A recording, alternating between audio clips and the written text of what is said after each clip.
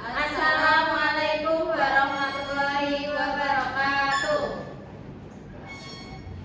Perkenalkan, kami dari kelompok 10 dengan saya Sri Rosana dengan NIM 8013. Saya Amanda Aisyah dengan NIM belakang nomor 025. Di sini kami dari kelompok 10 akan menjelaskan hasil diskusi kami tentang model the administratif. Yang pertama, sejarah model the administratif. Model the administratif adalah model tertua yang pernah digunakan. Pengembangan dengan model administratif dilakukan oleh administrator pendidikan yang membentuk suatu tim pengarah pengembangan kurikulum. Model administratif diistilahkan juga model garis staf atau top down dari atas ke bawah yang dipandang efektif dalam pelaksanaan perubahan. Dalam arti, pejabat pemerintah sebagai pemangku kebijakan membuat tim pengembangan kurikulum, kemudian pihak satuan pendidikan tinggal menerapkan dalam pembelajaran. Dengan wewenang administrasinya membentuk suatu komisi atau tim pengarah pengembangan kurikulum. Anggotanya terdiri dari pejabat di bawah, para ahli pendidikan, anggota kurikulum, ahli disiplin ilmu, dan para tokoh dari dunia kerja dan perusahaan. Tugas tim inti adalah merumuskan konsep-konsep dasar, landasan-landasan kebijakan, dan strategi utama dalam pengembangan kurikulum. Selanjutnya, administrator membentuk tim kerja terdiri dari para ahli pendidikan, ahli kurikulum, ahli disiplin ilmu dari perguruan tinggi dan guru-guru senior yang bertugas menyusun kurikulum. Tim pengarah memiliki tugas untuk memecahkan pemberian pengarahan, merumuskan falsafah dan tujuan umum pendidikan. Selanjutnya, tim pengarahan membentuk kelompok kerja untuk menyusun tim pendidikan, rencana pengajaran, dan kegiatan pembelajaran. Pengembangan kurikulum, model kurikulum administratif tersebut dapat dilaksanakan pada negara yang dengan sistem karena model ini dari pusat ke bawah. Dalam pelaksanaan kurikulum tersebut dilakukan kegiatan monitoring, pengamatan, pengawasan, dan bimbingan yang kemudian dilakukan pula evaluasi yang hasilnya digunakan untuk umpan balik bagi instansi pendidikan tingkat pusat, daerah, dan sekolah yang dalam pelaksanaannya perlu adanya pengawasan. Selanjutnya, ciri-ciri model administratif. Yang pertama, membuat keputusan atau kebijakan yang berkaitan dengan kurikulum pengembangan. Maksudnya, keputusan terkait pengembangan kurikulum diambil oleh pihak yang berada di tingkat atas. Hal ini menunjukkan bahwa pengembangan kurikulum bersifat formal dan terstruktur. Yang kedua, kurikulum ini tidak mengacu pada perubahan kebutuhan masyarakat. Maksudnya, kurikulum yang dikembangkan tidak selalu mempertimbangkan dinamika dan kebutuhan masyarakat yang berkembang. Sebaliknya, lebih cenderung mengikuti pandangan dari prioritas pihak atasan. Yang ketiga, bersifat sentralisasi. Maksudnya, proses pengembangan dan implementasi kurikulum dilakukan secara terpusat, di mana keputusan dan pedoman datang dari tingkat pusat, misalnya Kementerian Pendidikan.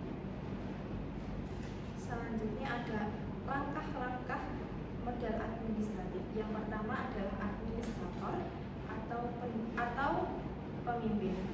Pemimpin pendidikan seperti kepala dinas atau rektor membentuk komisi pengarah. Komisi ini terdiri dari berbagai pemangku kepentingan termasuk ahli pendidikan, guru, dan perwakilan masyarakat.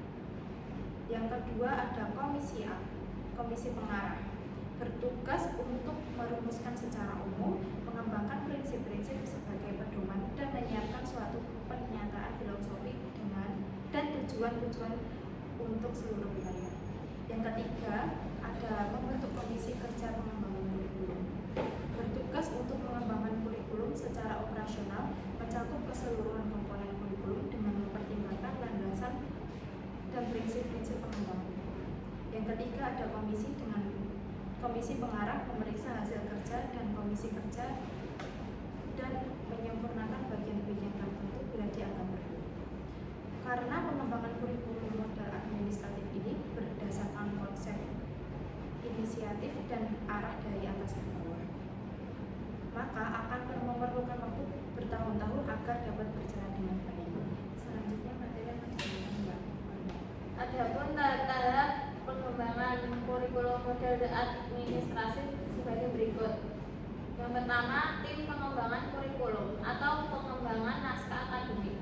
Tim ini terdiri dari administrator dan ahli pendidikan, mulai mengembangkan konsep-konsep dasar, landasan teori, rujukan, dan strategi penyusunan naskah akademik. Ini mencakup pemahaman tentang tujuan pendidikan, konteks, dan kebutuhan yang ingin dicapai. Selanjutnya yang kedua, analisis kebutuhan. Tim ini melakukan analisis untuk mengidentifikasi kebutuhan pendidikan yang ada, meliputi pengumpulan data dari berbagai sumber seperti umpan balik dari guru, siswa, dan masyarakat untuk memastikan bahwa kurikulum yang akan dikembangkan relevan dengan konteks dan tantangan yang dihadapi. Yang ketiga, pengembangan draft kurikulum. Setelah analisis kebutuhan, tim mulai merumuskan draft kurikulum secara komprehensif. Ini mencakup penentuan tujuan pembelajaran, pengembangan konten materi ajar, pemilihan metode ajar, serta perencanaan sistem evaluasi yang sesuai. Yang keempat, uji coba atau validasi. Kurikulum yang telah disusun kemudian diuji melalui uji coba beberapa sekolah atau kelas. Tim pengarah dan tenaga ahli melakukan pengkajian yang mendalam untuk memastikan bahwa kurikulum tersebut dapat diterapkan dengan efektif dan sesuai dengan tujuan pendidikan yang diinginkan. Yang kelima, revisi. Setelah uji coba, tim menerima masukan dan umpan balik dari pelaksanaan uji coba. Berdasarkan masukan ini, kurikulum direvisi dan disempurnakan agar lebih efektif dan memenuhi kebutuhan yang telah diidentifikasi sebelumnya. Yang keenam, sosialisasi dan diseminasi. Setelah kurikulum direvisi dan disetujui, langkah selanjutnya adalah sosialisasi kepada seluruh pemangku kepentingan, termasuk tenaga pendidik, sekolah, dan masyarakat. Ini memastikan semua pihak memahami kurikulum baru dan siap untuk menerapkannya. Yang terakhir, monitoring dan evaluasi. Tahap terakhir adalah monitoring dan evaluasi untuk mengawasi pelaksanaan kurikulum di lapangan. Proses ini penting untuk menilai efektivitas kurikulum, mengidentifikasi tantangan yang mungkin muncul, dan melakukan perbaikan jika diperlukan. Selanjutnya, kelebihan dari model administrasi. Yang pertama, mempunyai kontrol yang ketat. Dalam model ini, memberikan kontrol yang kuat terhadap aktivitas organisasi karena adanya pengawasan yang terstruktur. Yang kedua, pengembangan kurikulum ini berfokus pada inisiatif dan gagasan yang datang dari pihak administrator pendidikan. Pendekatan ini menekankan keterlibatan orang-orang sesuai dengan peran dan tanggung jawab mereka masing-masing. Model ini dianggap lebih mudah diterapkan di negara-negara sistem pendidikan yang sentralistik serta di negara yang memiliki tingkat profesionalisme tenaga pendidik yang masih rendah. Ini berarti keputusan dan arahan utama datang dari pemerintah atau lembaga pendidikan yang lebih tinggi dan pelaksanaan di lapangan lebih diatur oleh struktur yang ada. Yang ketiga, konsistensi dalam model ini dapat memastikan bahwa kurikulum yang dikembangkan sesuai dengan standar dan kebijakan pendidikan yang ditetapkan oleh pemerintah atau lembaga pendidikan. Selanjutnya, kekurangan dari model administrasi. Yang pertama, kelemahan utama dari model administrasi adalah diterapkannya konsep dua fase, yakni konsep yang mengubah kurikulum lama menjadi kurikulum baru secara uniform melalui sistem sekolah dalam dua fase sendiri, yakni penyiapan dokumen kurikulum baru dan fase pelaksanaan dokumen kurikulum tersebut. Yang kedua, kurang pekanya terhadap adanya perubahan masyarakat. Di samping juga karena kurikulum ini bersifat seragam secara nasional sehingga kadang-kadang melupakan atau mengabaikan adanya kebutuhan dan kekhususan yang ada pada tiap daerah. Yang ketiga, pada prinsip pengembangan kurikulum dan model ini bersifat tidak demokratis karena inisiatif dan arahan dilakukan melalui garis staf hierarki dari atas ke bawah, bukan berdasarkan kebutuhan dan aspirasi dari bawah ke atas.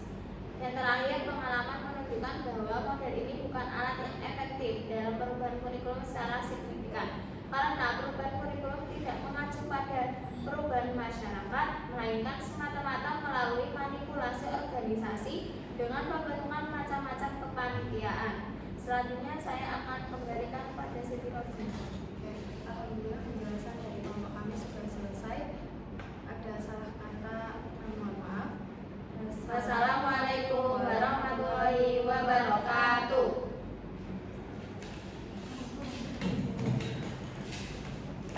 10 pas. Pas 10 menit.